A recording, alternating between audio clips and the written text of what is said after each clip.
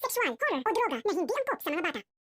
Mas lalo ngang umusbong ang inggit at galit ni Meghan laban kay Jennie matapos nga silang ma-nominate bilang Yumi na pinakamagaling sa naturang konserto.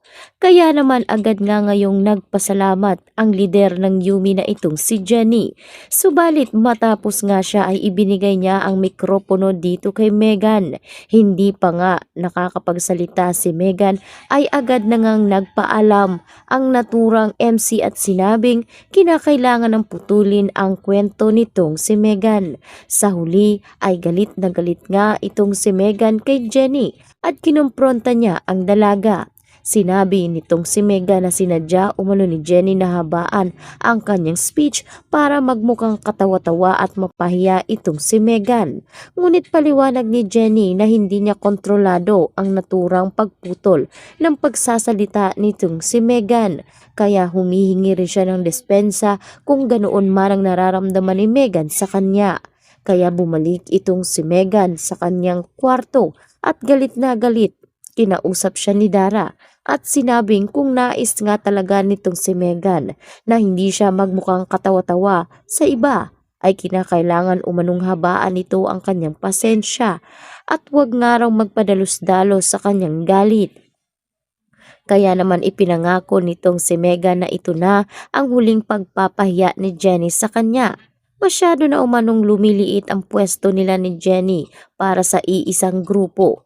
Kaya nagbabalak nga itong si Meghan ng masama laban kay Jennie.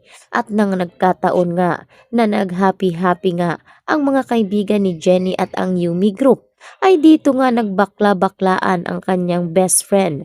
Ipinaliwanag ito ni Meghan dahil siya ang sinisisi ngayon kung bakit lumantad ang naturang video. Marami nga ngayon ang talagang naging kontrobersyal sa pagkatao ng best friend nitong si Jennie. Maging ang ama nito ay kinwestiyon kung totoo ba na siya ay bakla. Ngunit paliwanag nito na hindi umano ito totoo. Ginawa niya lang iyon para pasayahin si Jennie. Ngunit humantong na nga ito sa matinding gulo. Kaya naman ang kaibigan nitong si Jennie ay kinumpronta siya na kung hindi maniniwala itong si Jennie sa kanya na mismong best friend niya ay mas maganda kung magkanya-kanya na lang umano silang dalawa at paniwalaan na lamang umano ni Jennie itong si Meghan. Ramdam ng best friend nitong si Jennie na hindi talaga si Jennie ang may pakana noon.